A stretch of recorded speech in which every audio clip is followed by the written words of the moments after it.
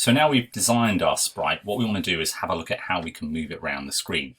So I've got the sprite selected and I'm going into the code area. So I was in the costumes area, designing the sprite. I've made sure it's pointing to the right like this. It doesn't matter which way it points over here at the moment, but that direction out that way, this is the front of the sprite, and you need to rotate the sprite in the costumes area if you haven't done so already, so it's looking like my one.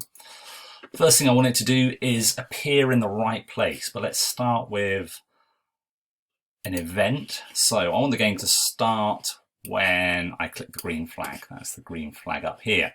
Now I always want the rover at the moment to start in the same location. So I'm going to go to motion, and I'm going to tell it to go to a location. So at the moment this is set as -4, -42, and notice as I move the sprite, the location here moved as well. So if I always want my sprite to start down on the bottom of the screen, I just move it down there first, and that just saves me having to type directions in. If I don't put this in, it's going to start wherever it left off. Now the next thing I want to do is make sure it's pointing in the right direction.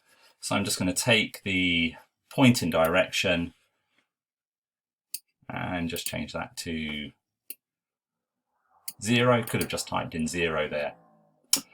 Okay, so now moving the sprite around. Now because I want this to just carry on going over and over again, I'm going to bring a loop. So I'm going to bring in a repeat until loop, which is underneath variables, underneath control. And I'm bringing in the repeat until. I'm not worried about what I'm going to put in here yet. I'll come to that in a later video. First thing we want to make sure is that we can control the motion of the sprite. So the next thing I'm going to do is bring in an if statement. So if asks a question and gives us a result if that question's answered. So I'm going to ask the question that if, and I'm just looking for this one here. So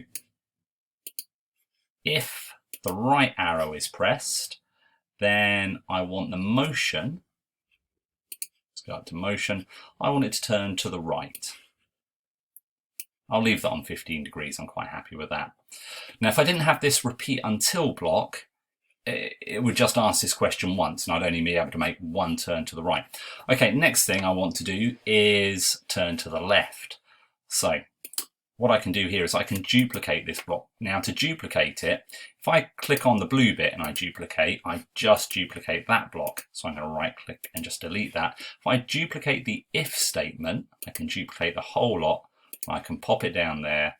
I'm going to swap that to left arrow.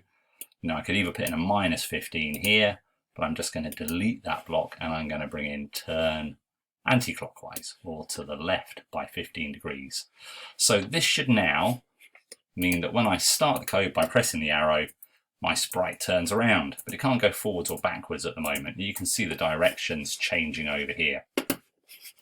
Okay, so let's stop that. Now I want it to move forward. So it's going to be another question, another if block. So down to control.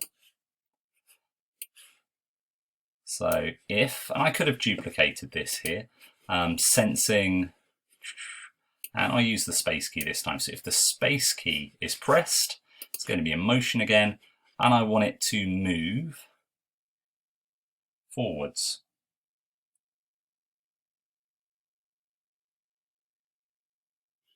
Let's just find the move, 10 steps, and let's give that a go. So notice it defaulted back to where I want it to start, and off it goes, and it's now moving around.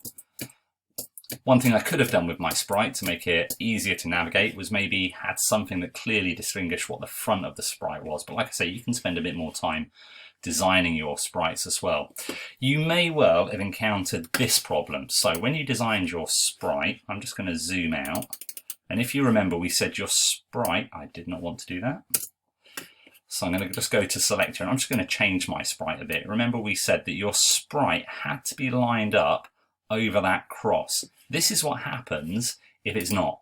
So I'm just going to stop and start. Now when I rotate, notice how it rotates in a circle like this. Now you might want it to do that, but I very much doubt it. So to get, if your sprite is doing that, it's because it's not centered over the costumes area. So you've just got to match up, and just do it one more time, match up those two crosshairs, and that should solve your sprite moving around. Excellent. Right, I'm going to stop this video there, and in the next video we'll look at how we can add some more sprites and develop a bit of a mission for this.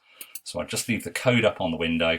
So remember, we want the game to start when the arrow's clicked. We always want it to go back to our start location at the moment. So when I click, it goes back there and it points in the right direction.